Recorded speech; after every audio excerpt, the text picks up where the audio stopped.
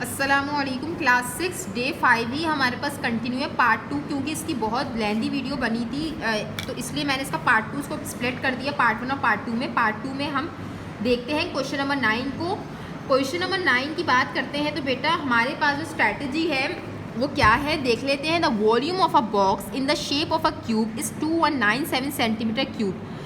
हमारे पास एक cube shape का बॉक्स है जिसका वॉल्यूम आपको गिवन है 2197 सेंटीमीटर क्यूब। आपको फाइंड आउट करना है area of one side of a box, क्योंकि आपको पता है क्यूब किस तरीके की शेप का होता है। बचपन में आप लोग बनाते भी होंगे, बहुत इजी है क्यूब बनाने का तरीका।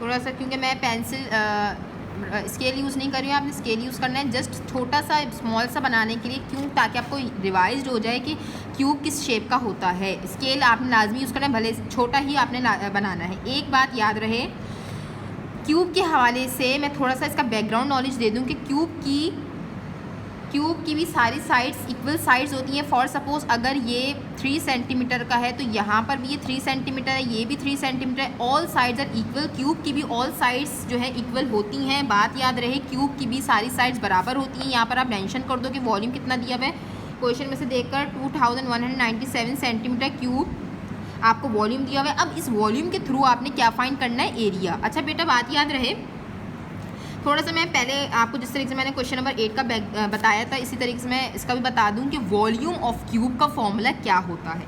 बेटा वॉल्यूम ऑफ क्यूब का फॉर्मूला होता है length multiply by with multiply by height. अच्छा याद रहे बात कि विद को हम ब्रेथ भी बोल सकते हैं, कोई इतना इशू नहीं है, लेकिन यहाँ पर मैं विद शो कर रही हूँ कि बेसिक विद ही हम इस्तेमाल करते हैं, लेकिन ये ब्रेथ ही और विद और एक ही बात होती है।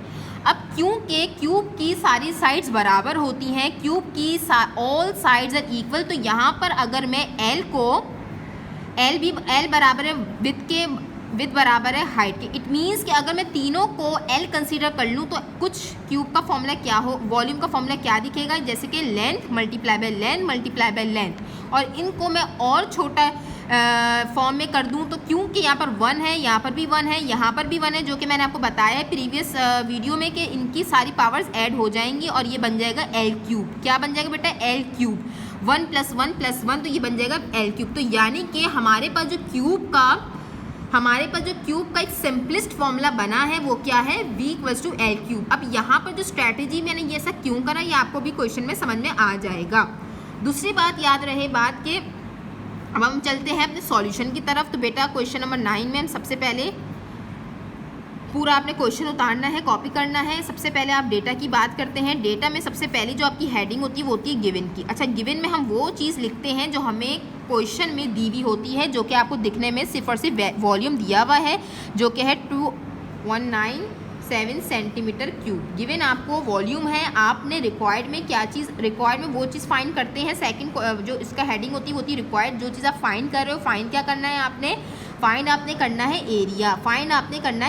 बात याद रहे क्यूब की बात हो रही है, ये डायग्राम मैं ऊपर पहले बना चुकी हूँ, आपने यहाँ पर बनानी है, यही वाली डायग्राम यहाँ पर बनानी है। आपने एरिया फाइंड करना है। तो बेटा आपको ये बात पता होनी चाहिए कि एरिया, क्योंकि आप अगर क्यूब की शेप को अगर गौर से देखें तो आपको क्या दिख रहा है, ये क्यूब की आप अगर फेस को देखो तो क्या ये स्क्वायर शेप में आपको दिख रहा है इसकी वन साइड।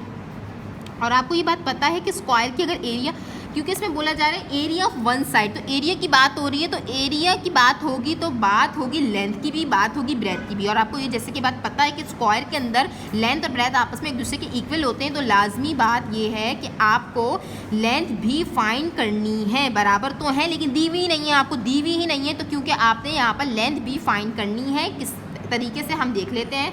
थर्ड हमारा पार्ट है सॉल्यूशन। अब बात करेंगे सॉल्यूशन की, तो यहाँ पर सबसे पहले बात होगी वॉल्यूम के।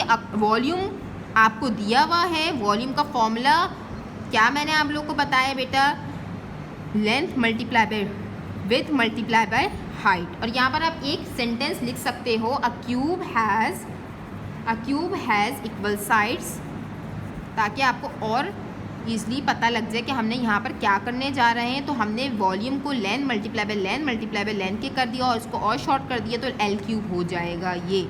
यहाँ से हमें लेंथ फाइंड आउट करने में आसानी होगी। जब तक हमें लेंथ पता नहीं होगी, जब तक हम अपने एरिया पे नहीं जा सकते। बात याद रहे कि कुछ चीज़ें क्वेश्चन में हमसे जो है हाइट की जाती हैं और उन हाइट चीज़ों को भी हमें फाइंड आउट करना लाजमी होता है, क्योंकि वो ही इंटरलिंक कर जाती हैं हमारे असल चीज़ को फाइंड करने में। तो यहाँ पर सबसे पहले अगर लेंथ नहीं निकलेगा तो आप एरिया फाइंड कर ही नहीं सकते। यहाँ पर बात आती है अब वैल्यू पुटिंग की। तो वी फॉर वॉल्यूम जो कि हमें पता है 2197 है और लेंथ हमें नहीं पता, तो एज इट इज़ ऐसे ही उतर जाएगा लेंथ क्यूब। अब यहाँ पर वही पिछला वाला सवाल उठता है कि हमने फाइंड करनी है लेंथ, लेकिन इसके ऊपर क्यूब लगा हुआ है। अब इस क्यूब को कैसे हमें रिमूव करना है? इस क्यूब को रिमूव करने का बिल्कुल वही तरीका है जैसे हमने पिछले वाले क्वेश्चन नंबर 8 में देखा, लेकिन वहाँ पर वर्ड इस्तेमाल हुआ था स्क्वायर का, यहाँ पर वर्ड इस्तेमाल होगा क्यूब का। Taking cube root on both sides, taking cube root on both sides, taking cube root on both sides mean that कि यहाँ पर इस क्यूब को रिमूव करने के लिए हमें एक मैथडोलॉजी अप्लाई करनी है जो कि हमारे पास क्यूब रूट की फॉर्म में है। तो हमने क्यूब रूट अप्लाई कर दिया है बेटा यहाँ पर, और इसी तरीके से बोथ साइड्स का मतलब होता है दोनों जगह पर हमने क्यूब रूट अप्लाई कर दिया। इस क्यूब रूट से लगाने का फ़ायदा क्या हुआ कि एल के ऊपर जो ये क्यूब था वो हमारे पास कैंसिल आउट हो जाएगा और हमारे पास लेंथ यानी जो एल है वो हमारे पास रूट से बाहर आ जाएगा और ये हमें सॉल्व करना पड़ेगा। 2197 क्योंकि नंबर की फॉर्म है और क्यूब इसके अंदर क्यूब रूट है, तो हमें ये पूरी फाइंड करनी है। कैसे फाइंड करनी है आपको बात बता चुकी हूँ कि स्क्वायर रूट हो क्यूब रूट हो with the help of LCM आप फाइंड आउट कर सकते हो। रफ वर्क में जाएंगे, आप अपने रफ वर्क में जाएंगे और आप अपना 2197 का क्यूब रूट फाइंड करेंगे। इस तरीके से वो आपको मैं बता चुकी हूँ। अच्छा, यहाँ पर क्योंकि बात यहाँ पर आपने फाइंड आउट करना है अपनी आसानी के लिए, मैं आपको शो नहीं कर रही हूँ, लेकिन यहाँ पर मैं आपको बताती चलूँ कि 2197 परफेक्ट क्यूब रूट है 13 का। आप यहाँ सॉल्व करोगे तो आप देखिएगा कि आंसर इसका 13 आएगा। तो मैं यहाँ पर डायरेक्ट लिख रही हूँ कि लेंथ का जो क्यूब इसका जो 2197 का जो क्यूब रूट होगा वो 13 मल्टीप्लाई बाय 13 होगा। और क्योंकि यहाँ पर क्यूब रूट है यहाँ पर, तो हमारे पास पेयरिंग 3 नंबर्स की होगी वो भी सेम। और ये हमारे पास ये जो आपका मैंने फैक्टर्स करें यहाँ पर आप ये शो करोगे रफ वर्क में, आपने लाजमी इसको करना है ताकि आपकी प्रैक्टिस होती रहे बार बार। ये चीज़ मैं बताती चलूँ कि 13 मैंने फ़ौरन से आपको क्लिक करके एक नंबर बता दिया 13, लेकिन प्लीज़ इसको आप प्रैक्टिस में रखिएगा। वीडियो लेंदी होने की वजह से मैं डायरेक्ट ये चीज़ कर रही हूँ, लेकिन प्लीज़ आप अपने स्क्वायर रूट क्यूब रूट की प्रैक्टिस करते रहें ताकि आपको पता लगे कि परफेक्ट क्यूब रूट क्या होता है, परफेक्ट स्क्वायर रूट क्या होता है। तो यहाँ पर 13 हमारे पास बाहर क्यूब रूट से बाहर आ जाएगा जो कि हमारी लेंथ है। लेंथ हमारी 13 सेंटीमीटर आ चुकी है, लेकिन हमारे यहाँ पर मामला भी ख़त्म नहीं होता है क्योंकि हमने फाइंड करना है एरिया, और ये लेंथ आई है 1 साइड ऑफ क्यूब की। तो हमने क्योंकि 2 साइड का हमने लेंथ आई है हमारे पास 1 साइड की, और हमें ये बात पता है कि एरिया में हमारे पास 2 फैक्टर्स होते हैं, लेंथ और ब्रेथ। क्योंकि हमारे पास अब हम एरिया फाइंड करने जा रहे हैं। एरिया फाइंड करने के लिए हमें पता है कि एरिया का फॉर्मूला होता है, स्क्वायर की एरिया की बात करें क्योंकि आपको स्क्वायर की शेप में से सिमिलर लग रहा है, तो लेंथ मल्टीप्लाई बाय ब्रेथ। और हमने ये बात मैं आपको बता चुकी हूँ कि मैं दोनों को लेंथ कंसीडर करूँगी क्योंकि स्क्वायर की सारी साइड्स बराबर होती है, तो लेंथ मल्टीप्लाई बाय लेंथ। तो इसका मतलब क्या हुआ बेटा? इसका मतलब ये हुआ कि ये जो हमारे पास आएगा ये आ जाएगा, लेंथ हम यहाँ पर फाइंड कर चुके हैं जो कि 13, और दूसरी लाइन भी जाहिर सी बात है 13 होगी। 13 बाय 13 169 आपका आंसर होगा। चाहो तो आप इसको कैलकुलेट बोल दिया मैं, रफ वर्क में आप इसको सॉल्व कर सकते हो। और लाजमी मैं आपको बार बार कह रही हूँ कि रफ वर्क बनाना लाजमी है। आप लोग अभी इस लेवल पे हो कि आपने कैलकुलेटर इस्तेमाल नहीं करना है। आपने जो भी चीज़ आपको लगता है कि आप सॉल्व करने वाली या आपकी बहुत लेंदी चीज़ है तो आप रफ कॉपी यूज़ कर लो, लेकिन अगर छोटी सी कोई चीज़ है आपको वहाँ पर रफ वर्क में शो करनी है प्रॉपर तरीके से। तो यह आपका एरिया फाइंड हो चुका है। और क्योंकि एरिया का जो फॉर्मूला होता है, क्योंकि आपके बुक में सेंटीमीटर वर्ड यूज़ किया गया है, तो